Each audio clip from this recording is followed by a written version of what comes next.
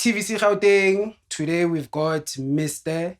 Lloyd. Mr. Lloyd is a DJ and a businessman from Tsakani.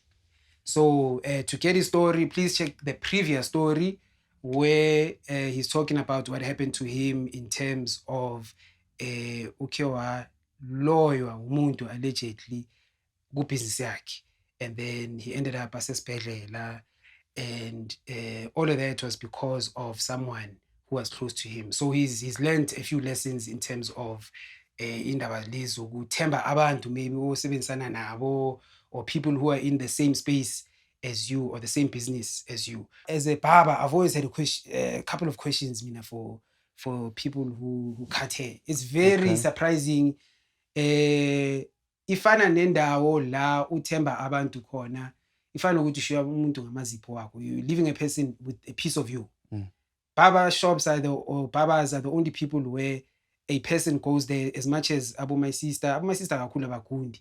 Bona bazostraightisha inywela. Yeah, sengikhumela like mabaya kule ndawo zabo my sister. But ibaba ngithi yona idila vele ngokugunda. So lapho you leave a piece of yourself. It's like leaving i-foreskin yakho ne-doctor kuphi. Ushiye umzimba wakho somewhere.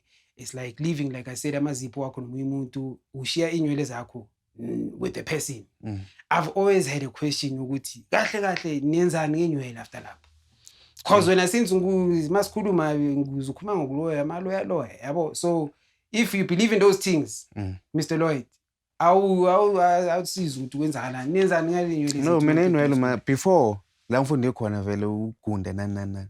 Before lapha inwele besinalento ukuthi sisibeka ku dustbin. Ngidlula le moto ezedodi vele bese sizilahlela lapho. Bese khona omunye umuntu bese after mase nesalon yami vele khona omunye umuntu anga-advise ngitshela ukuthi hayi yabo lento uthi uyeke inwele ku dustbin nani. Uzothi ukhipha idodi la kade khona umuntu ubhekile ufuna ukwenza kabi afika athathe inwele ezisebenza nani. Yeah. Ngiba like how okay. After lapho vele mina inwele vele ngizibeka vele udustbin esalon phakathi. Mangibona ukuthi iziningi zifaka iplastikini, ngiyazishisa ndila ngishisa la khona ngiyama ukuthi size ziphele zonke. Because like banalento ukuthi before bengabelieve lento ukuthi umuntu angakhona ukuthatha inwele lezi zabantu engisebenza ngabo lapha neyoziyenza ayizifaka umuthi nani nezibuyise kimi ukuthi and lento lezi zonge-affect, but manje sengiyayibelieve vele ukuthi lento le yenzeka. Ithi nginike enye example. Khona into abayibiza ngesigubhu. Ne? Isigubhu ilento lezi abantu bayahamba baya kunyanga bese bayabhadalela isigubhu sibapha amandla in. Khona into mebehlala bayenza iphamisa ibhizinisi yabo bayahlanganisela yabo. So there was one time I shoot my sister, umama, she's over 60 something, yabo. Wakhuluma indaba yokuthi kuma brothel ama condom awasaphuma. Ne? Na kundawo lezi ezama yini la kunama prostitute khona. Brothel. Mina ngale bengikhuluma ngama BNB. Ama BNB apparently kunama basket kulahlela ama condom lapho, yabo. And sorry for iPG, anginasesikhuluma ngama condom manje isesikhuluma ngezinto ezi-high, so ngizobeka iPG 18 or no under 18. So kuma brothel, angithi remember ngiqale ngokuthi abantu bashiya pieces of themselves. There are certain places where you leave pieces of yourself. I mentioned ngenywele, ibaba, angithi that's where you leave your hair. Ama brothel, I heard from a friend, angisho ukuthi mina ngihamba ama brothel, angithi sengizoba safe, ngithi I heard from a friend. I heard from a friend ukuthi sokufakwa izinto kuma basket lapho awusaflash, awuvumelanga ukuthi uflash icondom. And awuhambi nayo icondom leyo. Uyafaka lapho kuleyo basket leyo enezinto zakho, ne? Ushiye a piece of yourself, even worse ushiye a piece of your lineage. Manje lezo zinto ezikhishwe bani? Yeah, ngiyeza lapho. You share a piece of your lineage, ne? Lapho i-bloodline yakho yonke into ushiye lapho. Worse futhi wakhipha nemali wabhadala for ukushiya lezi zinto lezo lapho, ne? Ngapha kunezinto ezifana ama clinic esibhedlela. Esibhedlela yonokuzidori zokuthi ama placenta, uyazi placenta yini eyomntana le embathi umntana yazibizwa ngani lento ingubo yomntana. So uyazi ukuthi ama nurse bayay kunedozi ukuthi bazithatha lezi zinto bazithengisa, ne? Bazithengisa somewhere. and then ngiyaphinda futhi ngiyabuya ngikhuluma ngendaba zeinywele ne because izinto zomuntu enye example ngaba yini maybe bathatha amaphisi omuntu khona maybe kulapho kuphela engazi ama example that I can think of at the top of my head ngiyaphinda futhi ngiyabuya ngithi ngesigubhini so kunabantu angithi inyanga bathi bakhe igroup and they need certain body parts to build this thing to ukuthengisela ama customer wabo it's the very same thing ukuthi nasemamoshari kunabantu babawashayo lapho bafuna amanzi wedumbu bafuna ini lezi zinto lezi zithengwa inyanga so I've always been curious ukuthi inyanga do they go to barbers and buy hair what happens to that hair and ngithole wena umuntu right today ngoba ukhuluma ngendaba zokumaloyiloyi mina like angazi ngezwe umuntu angitshela ukuthi ngifuna inwele nani umuntu bekanongitshela lento umuntu othini athi inwele izikhulu izinkunda umuntu onenwele ezinkulu angakhona ukwenza ama dreads ngalezo inwele ngoba like ngayicabanga mina ukuthi hayi angeke imvele ngithathe umuntu inwele zomuntu ngimnikeze what if uyenza enye into ngalezo inwele bese lo muntu akhawatheka abuye kimi futhi athi ngithola indaba eyisona ndele inwele ngishayela ku yabo lento lezo nga-affect and enye into ngoba ubuze indaba yegubhu nani mina angazi like before ngenyangeni ukuba like ngifuna umuthi wokuthini ngizokhulisa ibhizinisi no ngisebenza ngani ngenhlanhla yami ngisebenza ngenhlanhla yami and for clarity azange ngithi wena you do it bese ngisho ukuthi I know ama no so ngiyabekisa ungathi ngibeka ispotlight isi wrong khulile mina ngisebenza vela nalento ukuthini umsebenzi wami uzongikhulumela and lento le yenzeka vela because mangiyenza umuntu inwele makaphuma next day ngithola icustomer different hayi ngizelana ngizogunda ngicela uLloyd ngibona izibani izolo wengithumelelana ngiba like nami ngiba proud ngumsebenzi wami vela okay another question I always had especially about brothers from Mozambique because ngathi yini nitswembo kakhulu ngenywele ngokugundana yabo ngiphethe that thing khona ibaba yami enye ithanda ukuthela amanzi lapha ngaphandle my valley business or my valley business ngizibuza ukuthi kwenzakalani what's is a ritual lento leyo no like lento le maybe yena usebenzisa umuthi yabona ukuthi azokhona ukuthola ama customer awuyazi wena lento leyo no mina lento le mina amanzi ngaphandle ngiwathela if kune dust ngenzela ukuthini idust ingangeni phakathi nje mina noma ufika nje noma ngifika ngingavula kunalento ukuthi ima kancane ngivule bese yongena after few minutes no ngivula singena sonke udlala phansi ngenza into ufuna ukuyenza uyavaya lento yokuthi maybe my cleaner mele uvale umnyango ngiyenza bakhona vela bayenza because nami khona umunye umuntu angeke ngibize ngegama so kunomuthi lapho uma bayenza lento le ngiyacabanga because khona umunye umuntu njalo maka esalon yakhe uhamba nebhucket every day hamba nebhucket uthi lelo bucket phakathi kunani angazi and la angeke kuphela usuku and uyamhlula ngama customer or mawubheki asikho but like mina into ngiyenzayo mina ngenza into eziningi kuyo le bhapa yami ziningi ziningi izinto engizenza zokuthini abantu abaningi lapha enkambeni yami abakhona ukuzenza so alright ngizwe in the previous interview uthi ufundile ukuthi abantu osebenza nabo in the same industry awulikisani anything nabo izinto ezinjalo you don't do it anymore because sofunde isifundo sokuthi abantu nabo emsebenzini or abantu ama colleagues or ama competitors awubancedi nga something ebangathi bangayidinga from wena so we are going into the other side of you which is the DJing I have a lot of DJ friends and in the studio bengis operator ama DJs angiqedile ngama head jack into le ijack ama jack pin so nje ukuthi awubolekisana nga riding slave ama jack pin like before benalento uthi ngiyabolekisana ngazo bese after umuntu masemela kunikeza na back hand angilahlekile into mathi into angilahleke akunakuthi athi hayi bamba imali or bewuthenge ephi nani kuba like into angilahlekile manje uzoyithola ngizogaya bese after ngabona ukuthi yazini lento lezo ngikhawathi because njalo yimi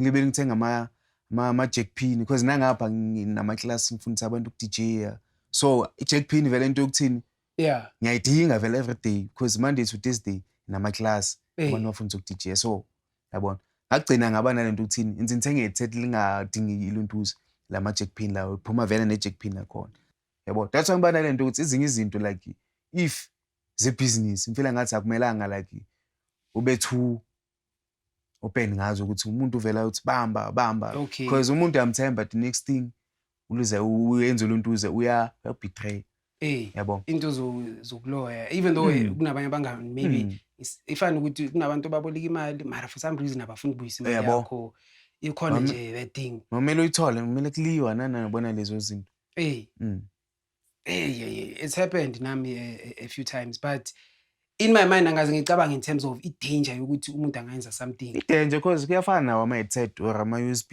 umuntu angakhona ukuthini bayawagcobisa umuntu athi hayi mawufika umnikeza lo muntu once wamnikeza vele and obvious mangifika ngithi bamba ngisho ipintshaba uzoyibamba vele okay uzoyibamba vele DJ Lloyd so uthi you are from Mozambique. Yeah, from Mozambique. The reason I'm asking this, we've had a few interviews, ne? In the few interviews that we've had, we've highlighted people from outside South Africa. So TVC Gauteng is for people who are showcasing the lifestyle of people in Gauteng, whether it's issues that they come across or certain challenges that they come across. Ne?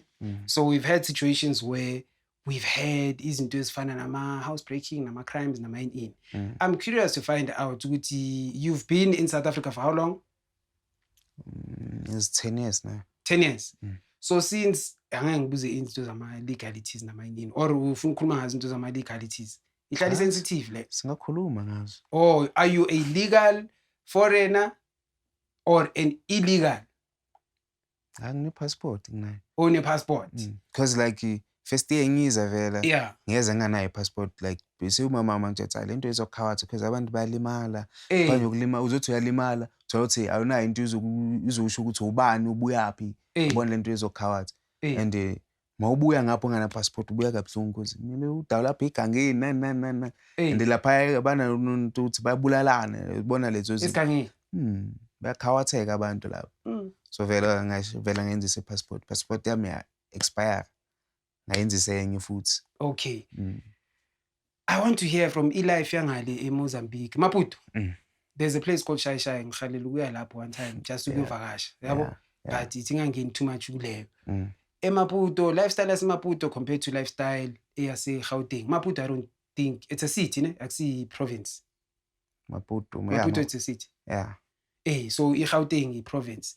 Ever since we learned 10 years, I always say a majority of times where we had abantu bazala in Gauteng or in South Africa to be specific was after the World Cup. World Cup showcased South Africa in a certain light, and then I think it attracted abantu abaningi. So I'm curious to find out njengoba la Gauteng, if you were to contrast and compare impilo yangale maybe eMaputo, because I don't think a lot of people actually understand this part. They just know there's people around here. Yini ama positives wabonile eGauteng / South Africa, especially in the business oyiranayo, ne? And maybe as focus maybe on the DJing side of things, the nightlife DJ, cause abantu base South Africa bathanda ubumnandi. Ne, compared to ngale maybe in terms of Maputo. Yeah, like me yabona into zoku-DJ ne when it comes to DJing. DJing ngifundela. Okay.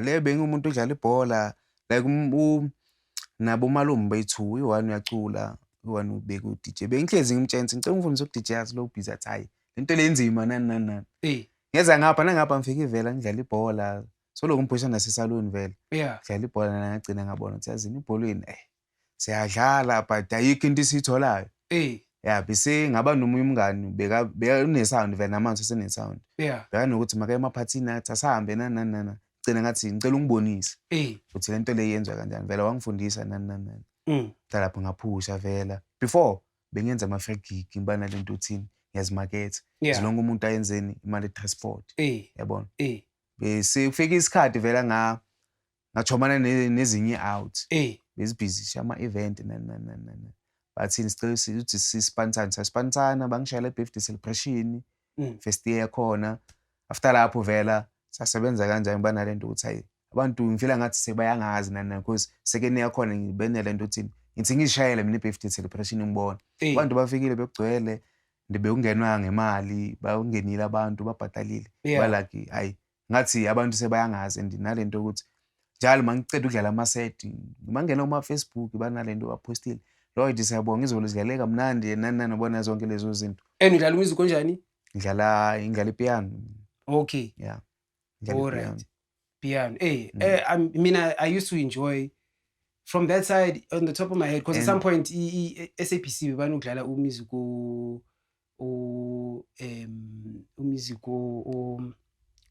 yini lento leyasebusuku bebanokudlala umusic ebusuku so bengithanda Bulisa James Mr. Bao yeah there's this woman that I used to love Dama Dupling I used to love Dama Dupling yeah so angazi if generation yakho or it's the older generation in terms of music I thought ukuthi it's something maybe oyidlala even the side in terms of sound yangale but obviously kune taste yakhona yeah kune sound yangale nesound yangapha but manje ipiano ngizothini Africa yonke abantu bayithanda because mangicheka vele kuma social media ngibona abo DJs bani babooke kuphi Maputo nana and nami DCA bengine gig eMaputo bangibhookile eMaputo ngahamba vele bengidlala ipiano vele abantu beba happy bajabulile because ngifela ngathi like iMaputo nangapha language yakhona ugcina sekuba because nalento ukuthi ngapha ngathi sigcwele kakhulu ende abantu abaningi basuka ngale beza la mawubuyela ngale still mawafika le bafuna wenzani bakhuluma le language yangapha serious and lento le abanye bayenzela ukuchoma nalento ukuthi hayi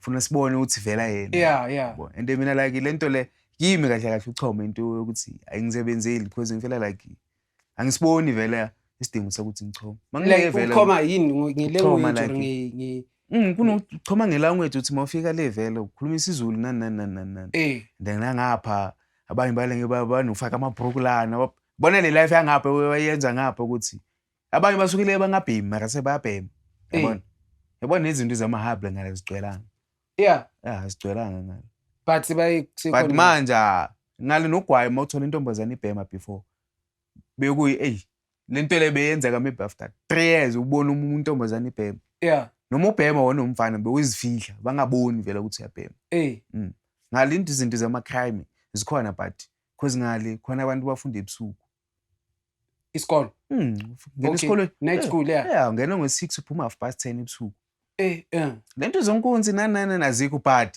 ngoba thina sisuka la sazi ukuthi lento le khona masifika le sifuna ukuyenza are the people that side ebabheke iSouth Africa or Gauteng or Jozi as esogweni ehogweni yini legama le esihogweni ukuthi nisuke ngale ni right nafika ngapha nafunda impilo yangapha fast ngoba there are provinces eSouth Africa impilo ngapha vele fast because when comparing asicale emalini imali angala iningi danyangayo because la nge1 rand la le ngingathola 350 mayikhuphukile athola 4 rand nge1 rand so masola ngine1000 mangifika le zothi irand vele ikhuphukile thola boma 4k but izinto uzithengayo le nto uthenga nge1000 ala is the same thing uzoyithola ngale 4000 angale that's ukuthi uhluke imali phela because currency angale Maputo iphansi kuyala one thing about Mozambican women angazi about guys if bayashare South African ukuyajona ne South African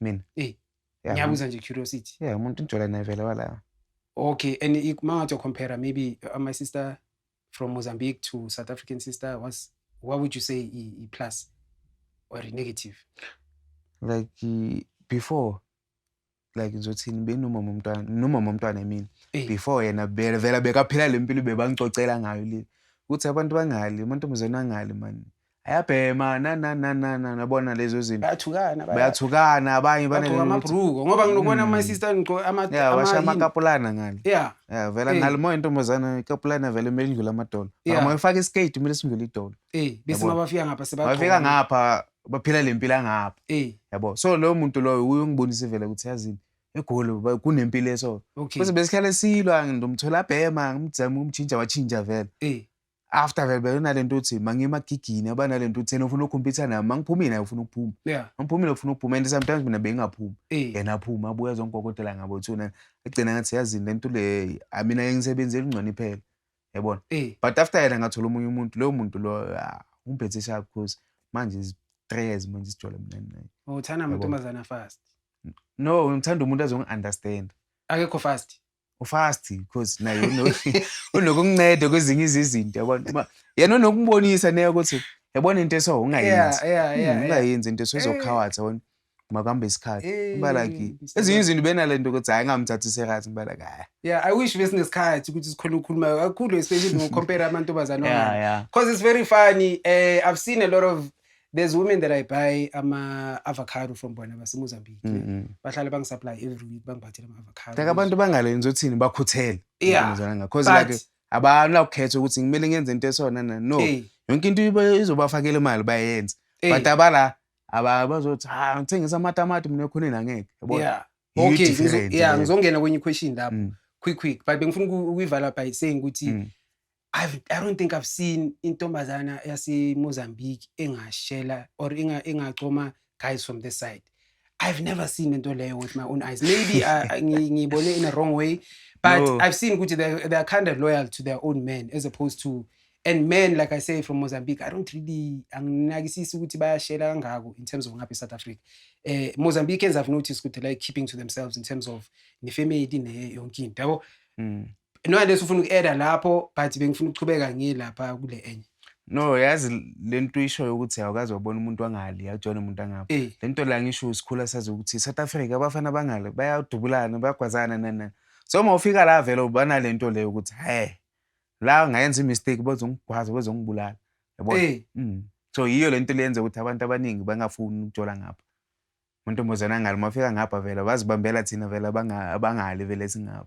Yeah uyayisenza lento ukuthi kunokuthukanyana kunobu reserve bayasaba vele just ukuthi abanye bayenza ukuthini banesikhathi dala bala sebayibonile impilo yalo muntu wajola naye but nje angeke okay I know asibambe lapho because nakhona so answerile nalo question there ngifuna ukuyibuza in terms of iperspective yenu ngama South Africans ukuthi cause ikhona into lokuthi abantu ama-gents awa South Africa ba lazy abathanda ukusebenza and if you notice i-work ethic ama-Mozambican ikhona vele apusha ama-Mozambican whether i-saloon or yabo kuyapusha in terms of i-business nalento ukuthi vele uyavula ngesikhathi esikanje yabo and then sometimes ufike e-saloon uthola ama-gents wase-South Africa asihlelele lapho if une-TV wabuke i-TV and then you can understand why kuba nale impression ukuthi ama-South Africans are lazy.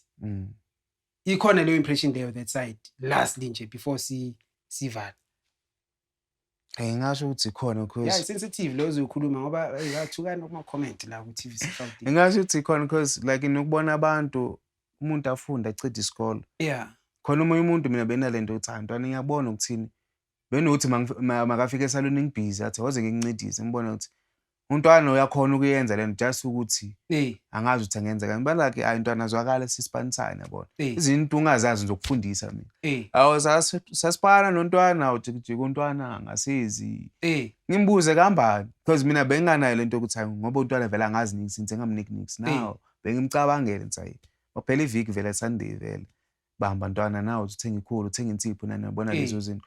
So ngihlezi ngibona abantu abaningi bacedile isikole bamile emakhonini bayabhema ngofika bakucela i-R1 ngicela uthenga ugwayo uthi awunayo kube inkinga umuntu yakuthuka nana ubona lezo zinto.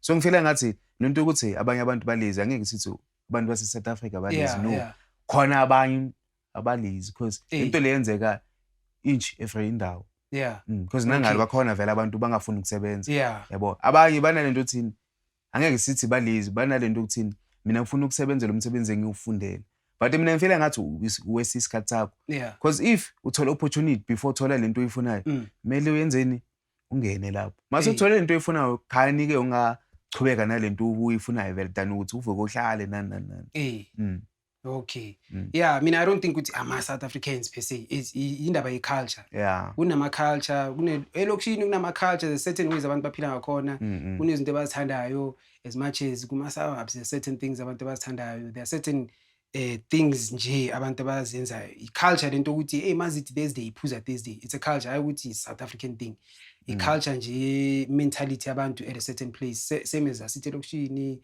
yabo ama culture nje different things but I know it's cool I think singayivala actually bengifuna ukungena kunento lezama isibhedlela sokuthi uyangena isibhedlela ngithi kunamadudula bamisa abantu mayibhedlela house I wanted to get into that but asibambe maybe for next time we'll have another episode hopefully but for now what type of DJing work do you do maybe ungena kuma events kanjani for abantu maybe bafuna ukubooka because uyashukuta ngithi DJ kamnandi uyashaya la ngilena So what type of people book you maybe, and if they book you yini number yakhona, maybe mangasho ukuthi ushilo ukuthi udlala uteacher ipiano ngiyazi piano enokuhluka ipiano liyahluka kune-commercial kunesigija kune-private yabona so wena mina ngidlala lonke ipiano ngiyalidlala okay like any music I can play just ukuya ngomuntu because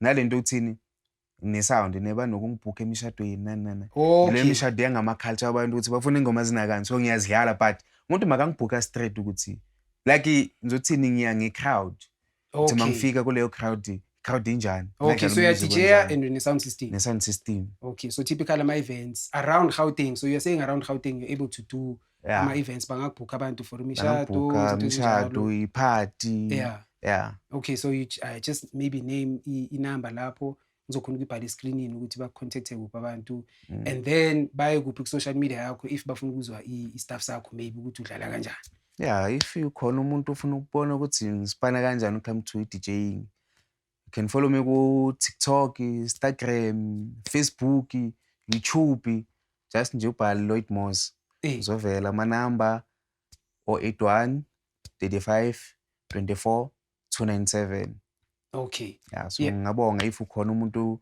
uzobukela vela le video angibhukhe sesingena kusizini yakhona phela manje vela seshubile vela manje ishubile okay I know everyone who's watching, thanks for watching, and we try to balance things because up until now there's been a case where certain people feel there's xenophobic energies when it comes to TVC Gauteng. It's not really that.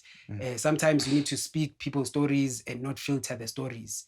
I'm speaking about the initial stories that are on the channel. Sometimes you find there are clashes when it comes to people who are from outside South Africa and people who are in South Africa. So today, I'm glad that I kind of learned the perspective yokuthi abantu ba from outside South Africa, especially in Mozambique, the kind of impression they have of South Africans. Sometimes you need a mirror, to put a mirror in front of yourself to see ukuthi ninjani, and not in a good or in a bad way, but just to hear a different perspective ukuthi how are we perceived by other nations. Remember, the channel is TVC Gauteng.